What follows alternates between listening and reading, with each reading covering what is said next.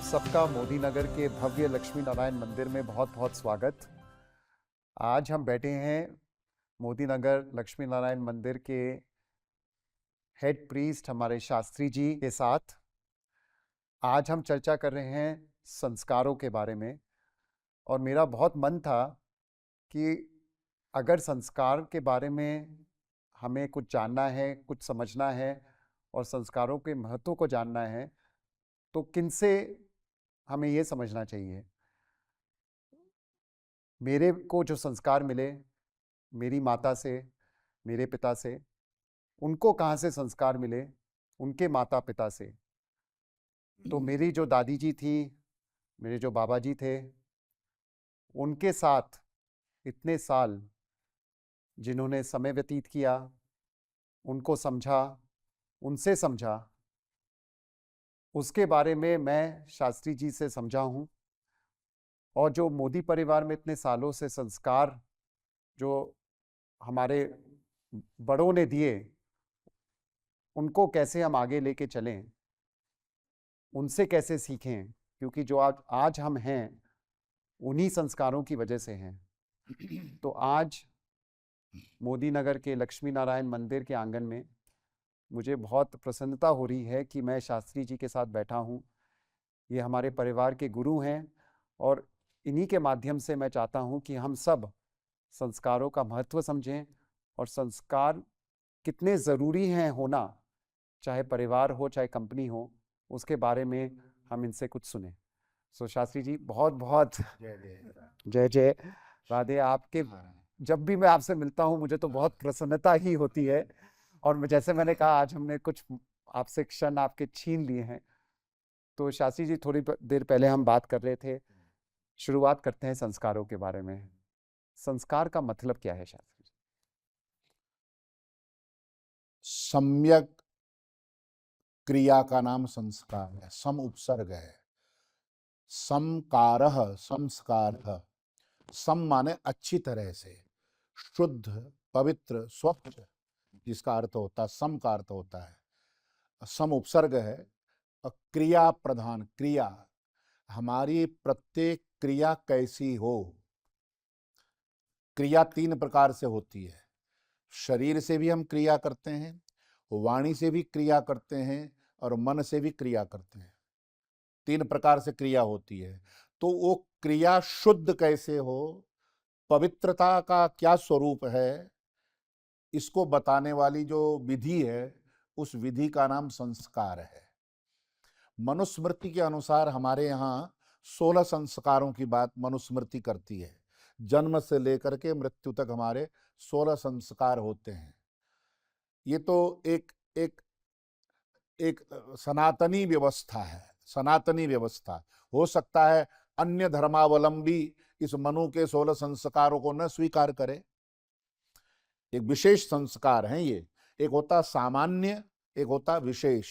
सामान्य वो है जो सब पर समान रूप से लागू होता है, धर्म जैसे। एक सामान्य धर्म, एक विशेष धर्म। तो मनु ने तो जो बात कही वो विशेष धर्म है।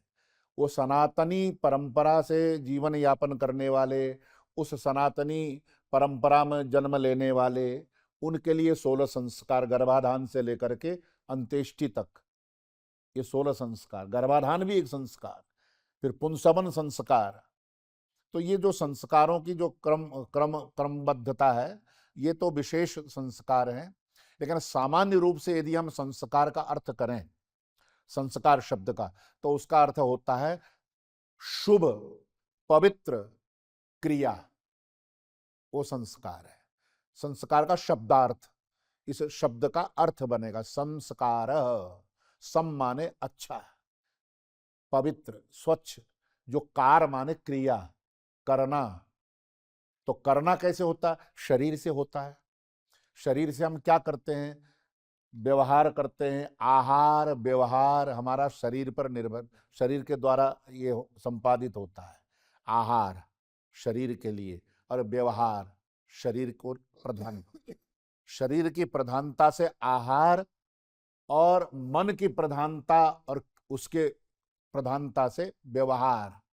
व्यवहार तो आहार वो है जो हम बाहर से भीतर लेते हैं, उसको आहार कहते हैं। हम लोगों ने केवल सामान्यतया आहार का अर्थ इतना ही समझा है कि जो हम मुंह से खाते हैं उसको आहार कहते हैं। नहीं, आहार का अर्थ होता है आहरण, बाहर से लेना, आहरण करना। तो बाहर से हम क्या क्या लेते हैं? हमारी 5 ज्ञानेंद्रियां हैं, पांचों इंद्रियां आहार करती हैं, पांचों ज्ञानेंद्रियां आहार करती हैं। आंख भी आहार करती है, कान भी आहार करते हैं, नासिका भी आहार करती है, जिह्वा भी आहार करती है, और हमारी ये त्वचेंद्रिय, त्वचा भी आहार करती है। नेत्र का आहार है रूप, हम रूप को खींच अंदर लेते हैं ना, दृष्टि कहीं गई और उस रूप को हमने ग्रहण कर लिया, वो नेत्र का आहार। शब्द को हमने ग्रहण कर लिया, वो कान का आहार। नासिका ने गंध को ग्रहण किया, उसका आहार। जिह्वा ने रस को ग्रहण किया, उसका आहार। त्वचा त्वचा इंद्रिय ने स्पर्श का अनुभव किया, त्वचेंद्रिय का आहार, त्वचा का आहार है स्पर्श। तो आहार का मतलब जो हम बाहर से भीतर लेते हैं उसको आहार कहते हैं, और भीतर से जो हम बाहर देते हैं उसको व्यवहार कहते हैं।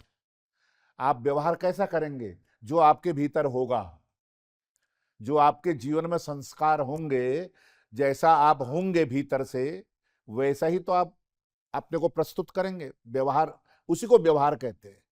भीतर से बाहर देना व्यवहार, और बाहर से भीतर लेना आहार। तो संस्कार का अर्थ है हम क्या खाएं, कैसा खाएं, कब खाएं। संस्कार हमें आहार और व्यवहार दोनों से जोड़ती है। तो संस्कार का मतलब है, संस्कार का मतलब है ऐसा व्यवहार, ऐसी क्रिया जो शुद्ध हो, शुद्ध हो। हम अभी चर्चा, जैसे आपने बात की कि हम जो क्रिया में करते हैं, हम वाणी से जो करते हैं व्यवहार, हम मन से जो विचारों के द्वारा अपना व्यवहार, हमारे मनस्थिति का, मन की सोच का सीधा संबंध होता है सामने वाले व्यक्ति पर। आप हमारे बारे में यदि कुछ सोचते हैं नेगेटिव, तो स्वाभाविक है कि हमारे मन में भी आपके प्रति नेगेटिविटी अपने आप आ जाएगी। ये विचारों का बल होता है, ये विचारों का बल होता है। तो हमने कहा शरीर से हम 3 अपवित्रताएं त्याग दें तो हम संस्कारी बन जाएंगे। आप उस व्यक्ति को कहेंगे ये व्यक्ति संस्कारी है। बोले कौन कौन सी चीजें? चोरी, हिंसा और व्यभिचार। ये 3 अपवित्रता है शरीर की, जो हम शरीर से करते हैं। इसको दुर्व्यवहार कहेंगे। अच्छा व्यवहार नहीं है, संस्कार नहीं है, ये कुसंस्कार है। कुसंस्कार, ये सुसंस्कार और कुसंस्कार। तो हिंसा करना ये कुसंस्कार है, चोरी करना वो भी कुसंस्कार है, और व्यभिचार करना, व्यभिचार का मतलब किसी वस्तु और व्यक्ति के प्रति अपनी अधिकार दृष्टि रखना व्यभिचार है। लोग व्यभिचार का मतलब वासनाई से जोड़ते हैं, स्त्री पुरुष विषयक व्यभिचार ही मानते हैं।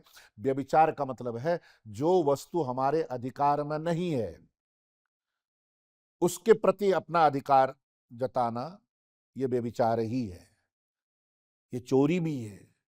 चोरी, हिंसा, व्यभिचार, ये 3 प्रकार की अपवित्रता जो हमारे शरीर के द्वारा हम प्रस्तुत करते हैं, उन तीनों से बच जाना ये संस्कार है।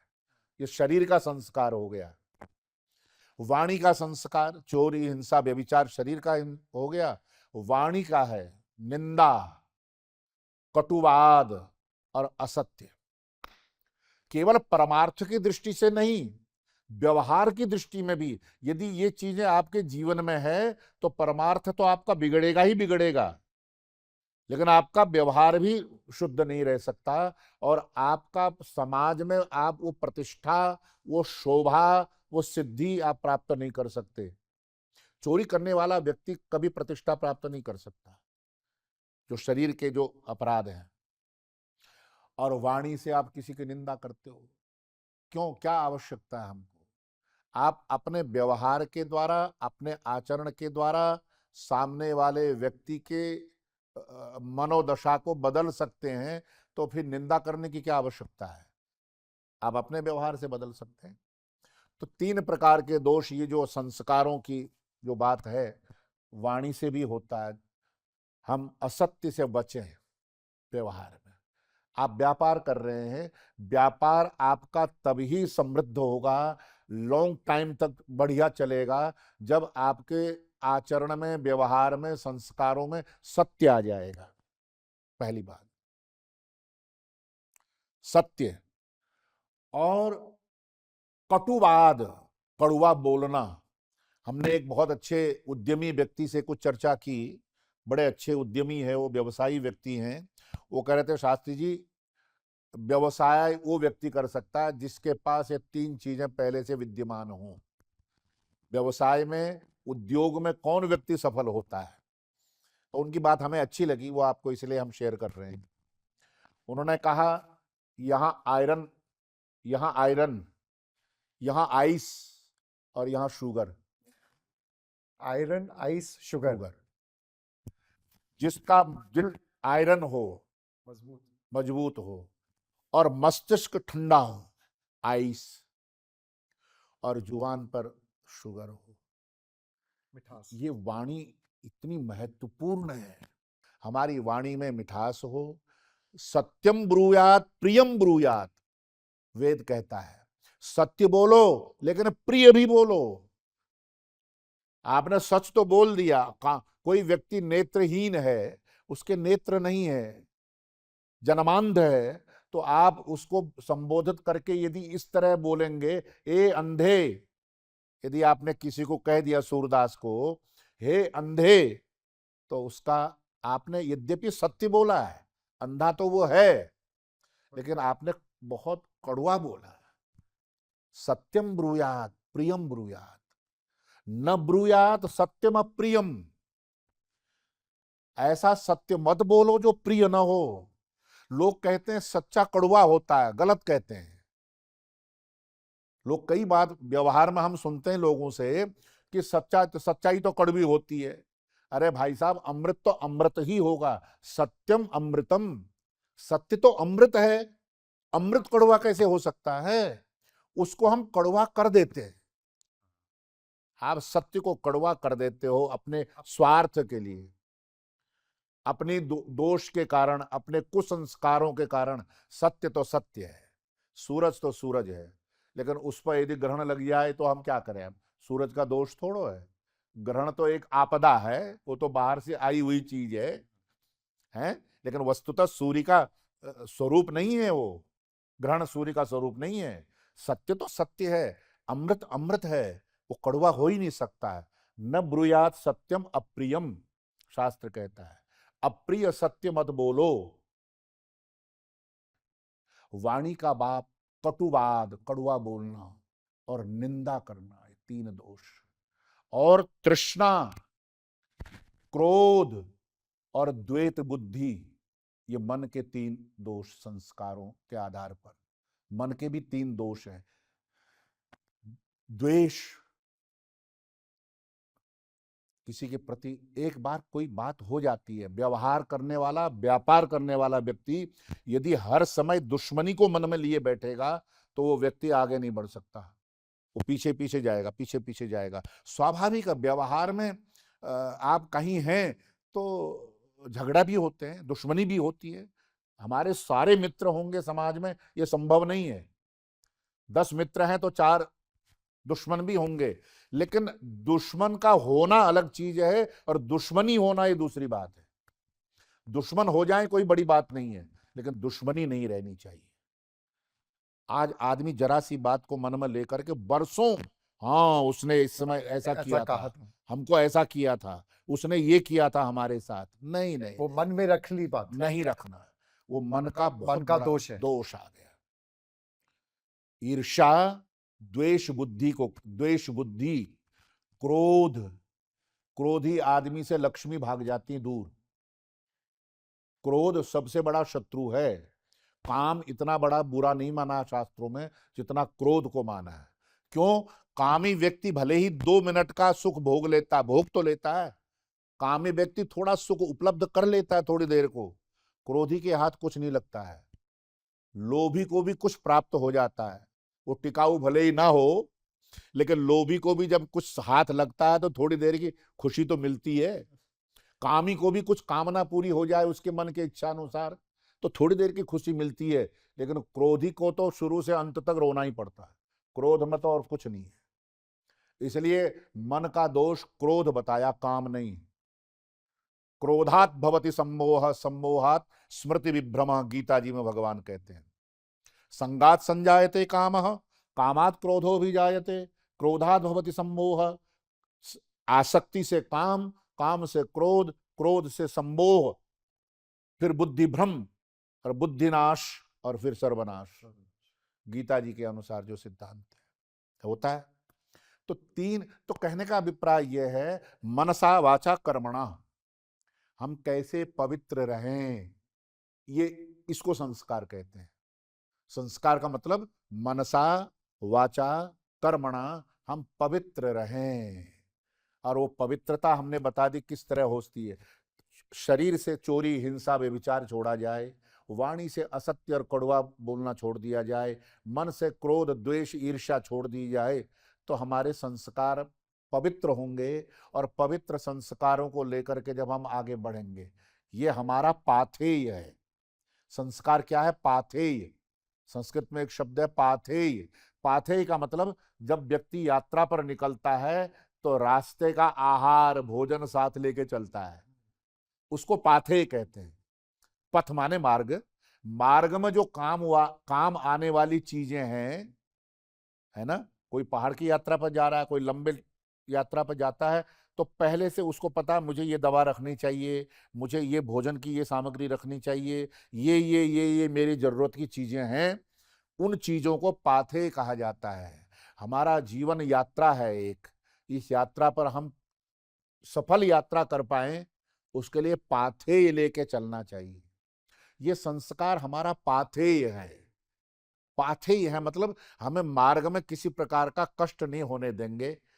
भोजन का भूख लगी तो हमारे पास भोजन सामग्री हमने रखी है ना, हमको थकान हुई तो हमने वो चीज संभाल के और रखी अगर है। शास्त्री जी अगर निकल पड़े पाथेय, और बिना पाथेय के, बिना पाथेय के बिना संस्कार के, तो क्या होगा? दुर्गति होगी। दुर्गति शब्द का अर्थ आप समझते हैं ना, बोलने में तो कुछ और बोला जाता है। दुर्गति माने, गति माने गमन, हमारी गति, चलना, यात्रा, वो बुरी हो जाएगी, दुर्गति हो जाएगी।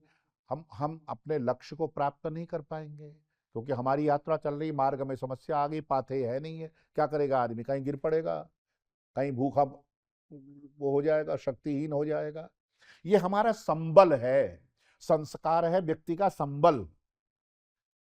संबल, आपके पास जब बल होता है, भले ही वो शस्त्र का बल हो, चाहे शास्त्र का बल हो, चाहे बुद्धि का बल हो, जब आपके हाथ में पिस्टल होती, रात को आदमी निकलता है तो पिस्टल लेके चल रहा है, क्योंकि वो भी एक संबल है, क्योंकि कोई खतरा दिखाई देगा तो मेरे पास हथियार है।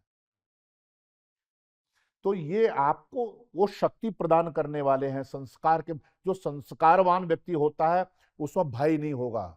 अभयम सत्व संशुद्धि, गीता जी का 16वें अध्याय का पहला ही श्लोक भगवान कहते हैं, संस्कारवान व्यक्ति का पहला लक्षण है अभयम। संस्कार आपको निर्भय कर देगा। आपके संस्कारों की जो शक्ति है आपके साथ, वो आपको भय उत्पन्न करने नहीं देगी कहीं भी। जो संस्कारहीन होता है, वो जो धर्महीन होता है, वो बलहीन होगा ही होगा। और बलहीन आत्मा न लभ्य, नायम आत्मा बलहीन न लभ्यो। और जो बलहीन हो जाता है वह न तो इस लोक की समृद्धि प्राप्त कर सकता है, न परलोक की गति प्राप्त कर सकता है। इसलिए संस्कारों का बहुत होना अति आवश्यक है। जैसे कि अभी हमने नदी का उदाहरण दिया, उसके बारे में बताइए। नदी का उदाहरण दिया था ना। हाँ। रामचरितमानस एक ऐसा ग्रंथ है, यदि मानस न होता तो सामान्य व्यक्ति तक हमारे जो संस्कार हैं वो पहुंच नहीं पाते। हम तो ये मानते हैं, क्योंकि सभी लोग वाल्मीकि रामायण नहीं पढ़ सकते। मूल संस्कृत में है वाल्मीकि रामायण, राम जी का चरित्र। कोई विद्वान पढ़े अथवा कोई समझावे, लेकिन रामचरितमानस गोस्वामी जी का ऐसा उपकार है समाज पर हमारे, कि इतनी सरलता से उन संस्कारों का बीज डाल देते हैं गोस्वामी जी हमारे अंतःकरण में, पढ़ने वाले को इतनी सरल भाषा में। कितने सरलता से कह दिया, सजल मूल जिन सरितन नाही। सुंदरकांड रामचरितमानस। सजल मूल जिन सरितन नाही, बरस गए पुनि तब ही सुखाही। जिन नदियों का, जिन सरिताओं का मूल सजल नहीं होता है, क्यों? कहीं न कहीं हमारा एक मूल होगा, कोई न कोई आधार होगा। हम संसार में आए हैं तो ऐसे ही आसमान से नहीं टपके हैं हम लोग। हमारी कोई परंपरा रही होगी, परंपरा से तो प्राप्त है। संस्कार का मतलब है जो परंपरा से हमें प्राप्त है। ऋषियों से आई संस्कार, मनु से आए संस्कार, फिर हमारे दादा परदादा पिता प्रपितामह, वहां तक वो संस्कार आए। उनसे हमारे, आप दादाजी आपके राय बहादुर साहब का स्मरण कर रहे हैं, तो ये ऐसे ही थोड़ा हो रहा है जो आप कर पा रहे हो, जो हमको ये अवसर प्राप्त हो रहा है। ये कहीं ना कहीं राय बहादुर साहब का कोई न कोई अंश किसी रूप में आता ही है। जैसा वृक्ष होगा वैसा फल होगा। आपकी संतान, आप चिंता तो करते हो कि मेरी संतान उत्तम हो, सद्गुणी हो, संस्कारवान हो। चिंता तो प्रत्येक माता पिता करते हैं, लेकिन इस तरफ ध्यान नहीं देते हैं कि हम में वो चीज है कि नहीं जो हम बच्चों से अपेक्षा करते हैं। वृक्ष ये कहे कि मेरे फल तो मीठे लगने चाहिए और स्वयं नीम का हो, कड़वा हो। वृक्ष ये चाहे कि फल तो मीठा लगे, बोया पेड़ बबूल का तो आम कहां ते खाए। है, बबूल का पेड़ लगा दिया और सोचते हैं कि इसमें आम के फल लगने चाहिए। कैसे होगा? नॉट पॉसिबल, संभव ही नहीं है। तो वो चीज हमें देखनी होती, जो आप में गुण आए हैं, माता में होंगे, हमारी है मैया में होंगे, पिता में होंगे, दादा में होंगे, परदा, वो वहां से मूल सजल। मूल तो सबके परमात्मा है। मूल सजल का एक अर्थ ये भी है, जो उस परम सत्ता से जो हट गया, जिसने अपने को उस परम सत्य से, उस सत्ता से अलग मान लिया, वो भटक गया, वो सूख गया। एक मूल तो वो है। आप भले आपके कुल की परंपरा से मूल को ले लो, ये मूल है आपका। आपके जन्म से पहले जो चीज आपकी परंपरा में, कुल में आ गई, परिवार में, वो आपका मूल है। आपके जन्म से पहले, आपका जन्म नहीं हुआ जब ये मंदिर बन गया, तो ये आपको संस्कारों से आया ना यहाँ, तो ये आपके लिए मूल हो गया। मूल हमारे यहाँ एक वो होते गांव में स्थान देवता, उसको बोलते हैं स्थान देवता। आदमी कहीं भी चला जाता है, गांव का आदमी विदेशों में चला जाए, कहीं भी बाहर चला जाए, लेकिन उसको याद रहता मेरा स्थान देवता, मेरा गांव, उस भूमिया, उस देवता की पूजा होती रहनी चाहिए।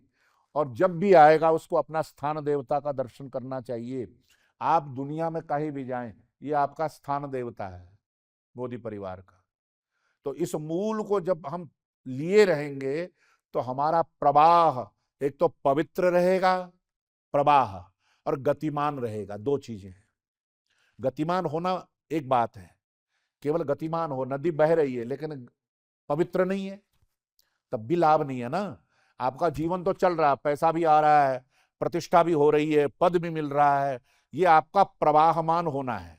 बह रही है नदी, आप बहुत अच्छी गति से बह रहे हैं, खूब आगे बढ़ रहे हैं, खूब आगे बढ़ रहे हैं। रावण भी तो बहुत तेजी से आगे बढ़ा था। 1 लख पूत 1.25 लाख नाती, ता रावण घर दिया न बाती। 1 लाख तो बेटे थे और 1.25 लाख पोते उनके, कितने हो गए होंगे, कितना बड़ा परिवार, कितनी समृद्धि, सोने की लंका, लेकिन अंत में कोई दिया जलाने वाला नहीं बचा। क्यों? संस्कारों के बिना। संस्कारों के बिना भी आप गति तो कर लोगे, जोड़ लोगे। महाभारत में लिखा हुआ है, पाप के रास्ते से, बिना संस्कारों के, पाप के रास्ते से कमाई हुई संपत्ति 2 पीढ़ी तक चलती है।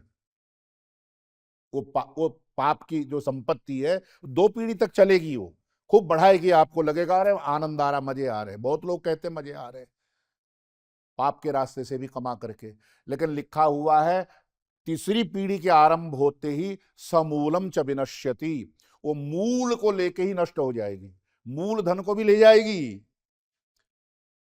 वो सारी समृद्धि, सारा सुख, सारा ऐश्वर्य मूल के सहित नष्ट हो जाएगा, मूल भी नहीं बचेगा फिर। यदि उस तरह से यदि समृद्धि प्राप्त की है, संस्कार नहीं, धर्म नहीं, आचरण नहीं, तो हम चाहते, जो हम अपेक्षा करते हैं बच्चों से, समाज से, वो पहले अपने आप में उसका दर्शन कर लेना। ये साधु का लक्षण है, ये संस्कार है। हम क्या दे पाएंगे, आप जैसे चिंतित हैं कि मैं क्या दे सकता हूं बच्चों को, अपने बच्चों को, तो वो चीज आप में है तो फिर स्वतः पहुंचेगी, वो आपको प्रयास करने की भी जरूरत नहीं पड़ेगी, आपको प्रयास करने की जरूरत ही नहीं पड़ेगी। लोग मंदिर में आते हैं छोटा बच्चा लेकर के, मम्मी पापा तो ठूंठ की तरह खड़े हैं और बच्चे को कह रहे बेटा प्रणाम करो, बेटा प्रणाम करो, बेटा प्रणाम करो। हम टोकते रहते हैं यहाँ पे। मैंने कहा बेटे वो छोटा बच्चा है, उसको तू कह रही है सिर झुका के प्रणाम कर, और तू खड़ी है। तू यदि सिर झुकाएगी तो बच्चे को कहना नहीं पड़ेगा, खुद ही झुकाएगा, वो खुद ही करेगा। मम्मी कर रही तो हम भी करें, हम भी करें। तो सबसे पहले हमें सजग रहना होगा। परिवार को यदि संस्कारवान बनाना है और गति के साथ पवित्रता भी रहे हमारे जीवन में, गति तो हो, उद्यम होना चाहिए। गति माने उद्यम।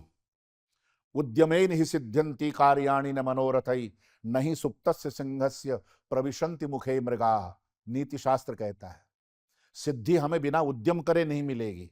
जैसे वन में सिंह यदि अपने माद में पड़ा रहे, गुफा में लोटा रहे, तो उसको आहार अपने आप मृग उसके मुख में आकर के प्रविष्ट नहीं होते, बाहर निकलना पड़ेगा, उसको घूमना पड़ता है, वन में भटकना पड़ता है। शेर कितनी मेहनत करता है, तब जाके उसको कोई मृग मिलता, आहार मिलता है। तो बिना उद्यम के तो कुछ मिलेगा नहीं, लेकिन उद्यम होना चाहिए पवित्रता के साथ। आप लेन देन करो, बहुत अच्छी बात है, लेकिन उसमें सत्य होना चाहिए, उसमें सत्य होना चाहिए, उसमें परहित होना चाहिए। परहित को हम पहले रख करके यदि काम करेंगे तो हम संस्कारी हैं। व्यक्ति करता क्या है, प्राय मेरा हित होना चाहिए, मुझे प्रॉफिट, मेरे को क्या मिल रहा है। बस आदमी कोई भी काम करते समय पहले ये सोचता है इससे मेरे को क्या मिलता है। भले ही दूसरे का अहित हो रहा हो, लेकिन मेरा भला हो जाना चाहिए, मेरे को लाभ हो जाना चाहिए, दूसरी दुनिया भाड़ में जाए। तो उद्यम करने के समय कैसे सोचना चाहिए शास्त्री जी? उद्यम करते समय हमेशा ये याद रखना चाहिए, उद्यमी व्यक्ति वो है जो अपना लाभ, तो हर व्यक्ति अपना लाभ देखता है, कोई भी व्यापारी है, कोई भी व्यक्ति है, हर व्यक्ति को अपना लाभ देखना होता है, लेकिन उस लाभ के पीछे कितना नुकसान मैंने दूसरे का किया, इसका विचार। कितने लोगों के दिल को दुखा के आपने वस्तु प्राप्त की, उसका आकलन करे बिना जो लाभ ले लेता है वो संस्कारी नहीं है। पहले आप सबका आकलन कर लीजिए। 10 आदमी हैं, 10 आदमी को लेकर के मेरे को लाभ लेना है, उनसे अपना माल बेचना है, तो मैं कितने लोगों से कितना प्रतिशत उनसे मैं ले सकता हूं, वो मेरा हक है, और जो मैं नहीं ले सकता वो मेरा हक नहीं है। इस पर चिंतन करे बिना उद्यम नहीं करना चाहिए। और अगर वैसे उद्यम किया तो उसका लॉन्ग टर्म में क्या असर होता है? उसका लॉन्ग टर्म में ये होता है, शुरू में तो बहुत अच्छा होता है, आप ये समझ लीजिए। यदग्रे चानुबंधे च मोहनमात्मनः, गीता जी में भगवान कहते हैं 3 प्रकार का सुख है, 3 प्रकार का सुख है। विभाजन किया ना 17वां अध्याय, तो उसमें 3 प्रकार का सुख भया। आगे शुरू में जो थोड़ा पीड़ादायक हो, शुरू में कष्टदायक हो, लेकिन परिणाम में सुखद हो, वो सात्विक सुख है। सात्विक सुख कौन है? जैसे विद्यार्थी कितना परिश्रम करता है, रात को नींद भी खो देता है, अपनी भूख भी खो देता है, इतना परिश्रम करके, और जब परीक्षा में बैठता है, हालांकि उसने इतना मेहनत किया, कितना कष्ट उठाया, लेकिन जब परिणाम आता है तो उसको अरे वाह। तो जो शुरू में कष्ट दे, तकलीफ दे, और परिणाम में सुख दे, वो सात्विक सुख है। और जो शुरू में तो खूब मौज मस्ती कर ली, बहुत मजा आया, घूमने फिरने में, मौज करने में खूब अच्छा लग रहा है, लेकिन परिणाम दुखद हो जाए, ये परिणाम दुखद हो जाएगा यदि आप ये चिंतन करे बिना व्यापार करेंगे, परहित का विचार करे बिना, लाभालाभ का विचार करे बिना, कितना लाभ लेना चाहिए, कितना नहीं लेना चाहिए, और दूसरे का कितना हित करना चाहिए, इसका विचार करे बिना यदि हम कोई उद्योग करते हैं तो वो शुरू में तो हमको अच्छा लगेगा, लेकिन परिणाम में जैसे मैंने बताया महाभारत का जो न्याय है कि समूलम च विनश्यति, अंत में वो मूल के सहित विनष्ट हो जाएगा। धीरे धीरे धीरे एक उत्कर्ष होगा, उसके बाद फिर उसका अपकर्ष भी शुरू हो जाएगा साथ के साथ। संस्कार हमको कायम सुख प्रदान करने के लिए, कायम सुख का मतलब सुख की वृद्धि हो, उसमें घाटा ना हो। जितना पूर्वजों ने हमको दिया है हम इसको बढ़ाएं। जो राय बहादुर साहब ने बनाया, यहाँ मोदी नगर को बसाया, इतनी समृद्धि। अब कर्तव्य क्या है? संस्कारवान पुत्र, जो संस्कारी पुत्र होंगे, पौत्र होंगे उनके, उनका कार्य क्या है? जो उन्होंने संपत्ति हमको सौंपी, जो करके निर्माण कार्य करके दिया, उसको पहला कर्तव्य, उत्तम पुत्र तो वो है जो उसमें बढ़ोतरी करे। पिता ने कोई बहुत बड़ा उद्योग शुरू किया जिसका इतने हजार करोड़ का टर्नओवर था और आपने इतना लाख करोड़ कर दिया उसको, वो उत्तम है। मध्यम वो है जो बढ़ा तो नहीं पाया लेकिन उनकी बनाई हुई स्थिति को उसको बनाए रखा, उसने गिरने भी नहीं दिया। मेंटेन उसने गिरने नहीं दिया। बढ़ा तो नहीं पाया, वो बहुत उत्कर्ष नहीं हुआ उसमें उद्यम में, लेकिन उसने उसको मेंटेन रखा, वो मध्यम। और अधम बढ़ाना तो दूर की बात, वो मेंटेन भी नहीं रख पाया और उसको डाउन कर दिया, गिराता चला गया, वो अधम है। संतान भी 3 प्रकार की होती है। जो माता पिता के संस्कारों को और बढ़ाए, उन संस्कारों का और विस्तार करे और प्रचार करे, समाज में अधिक से अधिक नाम करे, वो उत्तम है। लेकिन कम से कम गिरावे ना, मेंटेन तो रखे। जो दे गए संस्कार उन्हें संभाल के तो रखे, वो मध्यम है। और जो उन संस्कारों का ही हनन कर दे, वो तो फिर अधम है, वो तो अधम है। तो हमें अधम नहीं बनना है। हम तो कहते हैं मध्यम भी मत बनिए, आप उत्तम बनिए। आप तब उत्तम बन पाएंगे जब अपने मूल को पकड़े रहेंगे। जैसे नदी का मूल सजल है, इसलिए नदी प्रवाहमान है, सतत अजस्र गंगा बह रही है, क्योंकि मूल सजल है। बरसाती नदी होती है, बरसात में तो खूब उफान पर होती है, खूब बहा के ले जाती है लक्कड़ पत्थर पहाड़, लेकिन जैसे ही बरसात समाप्त हुई वो सूख गई। क्यों? उसका मूल सजल नहीं है, वो तो ऊपर से बरस गया, पानी आ गया और बहा के ले गया, कर दिया काम। अब तो मूल सजल होना चाहिए। गंगा का मूल सजल है, इसलिए गंगा नहीं सूख सकती है। ऐसे ही आपका भी मूल सजल है, ये याद रखिएगा। आपका मूल है मां दयावती मोदी जी से, राय बहादुर गुजरमल मोदी जी से, और उससे भी पूर्वज, उनके पूर्वजों का भी पीढ़ी दर पीढ़ी जो संस्कार मूल रूप से हमारे आ रहे हैं। नारायण सबका मूल है, नारायण धर्म का मूल है, सब धर्म का मूल नारायण है। लक्ष्मी माने समृद्धि, नारायण माने संस्कार। ये समृद्धि और संस्कार का संबंध है। हाँ, धर्म तो है, उसके साथ अर्थ भी है। लक्ष्मी सेवा समृद्धि और नारायण है संस्कार, धर्म, पवित्रता। तो उस मूल को पकड़े रखना है और उन संस्कारों को आगे आप कह रहे हैं बढ़ाते समृद्धि जाना। और संस्कार संस्कार वो साथ में चल रहा है। साथ चलना चाहिए। अगर साथ में ना चले तो समृद्धि समृद्धि है, नहीं रहेगी। संस्कार नहीं है तो समृद्धि एक ज्यादा दिन नहीं आप उसके साथ में रह पाओगे, साथ छोड़ देगी समृद्धि यदि संस्कार नहीं होंगे तो। हाँ, इसलिए कहते हैं पूत सपूत तो क्यों धन संचय, अपूत कपूत तो क्यों धन संचय। यदि आपने अपने संतान को, पुत्र को, बालक को संस्कार दे रखे हैं तो उसको धन संपत्ति सौंपने की जरूरत नहीं है।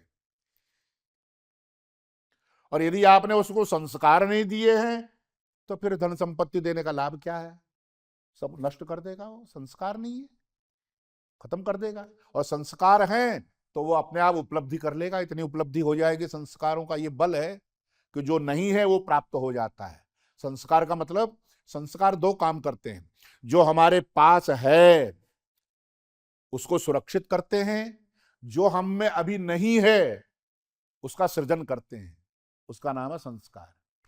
गीता में आता है ना शास्त्री जी, योगक्षेम योगक्षेमम वहाम्यहम। योगक्षेमम। योग वही वही वही ठीक कहा आपने, क्या बात है। योगक्षेमम वहाम्यहम अनन्यास चिंतन, 9वां अध्याय का है ये, 22वां श्लोक। अरे वाह, धन्य है। हाँ, क्या गीता का अध्ययन है आपका। 9वें अध्याय के 22वें श्लोक में अनन्यास चिंतयन्तो माम ये जनाः पर्युपासते तेषाम नित्याभियुक्तानाम योगक्षेमम वहाम्यहम। अर्जुन, जो नित्य, वो ये बात आ गई है, अपने मूल से जुड़े रहिए। अनन्यास चिंतयन्तो माम, भगवान कहते हैं जो अनन्य भाव से मेरे से जुड़े हैं। अनन्य भाव का मतलब आपके सिवा हमारा और कोई नहीं है। न अन्यः इति अनन्यः, कोई अन्य नहीं है मेरे लिए, आप ही हो। आपको छोड़ करके मैं जा नहीं सकता कहीं, और मांग नहीं सकता किसी से और से। यही बात रामायण में भरत जी को कह रहे हैं, राम जी, राज तिलक के बाद। हाँ, मोरे दास कहा ही नर आशा, करहि तो कहो कहाँ विश्वासा।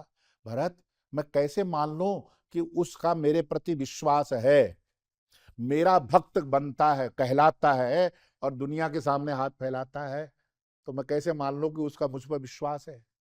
हाथ भी फैलाना तो वहीं, एक ही जगह, न अनन्य, कोई अन्य है ही नहीं है। पर्युपासते, इस प्रकार जो मेरी उपासना करते हैं, आश्रय करते हैं, तेषाम नित्याभियुक्तानाम है। और नित्य अभियुक्त, अभियुक्त माने जुड़े हुए, जो नित्य मेरे से जुड़े हुए हैं, उनका योग और क्षेम मैं वहन करता हूं। योग का मतलब है जो प्राप्त नहीं है उसकी प्राप्ति करा देता हूं, और क्षेम का मतलब है जो प्राप्त है उसकी रक्षा करता हूं। दोनों बात आ गई ना।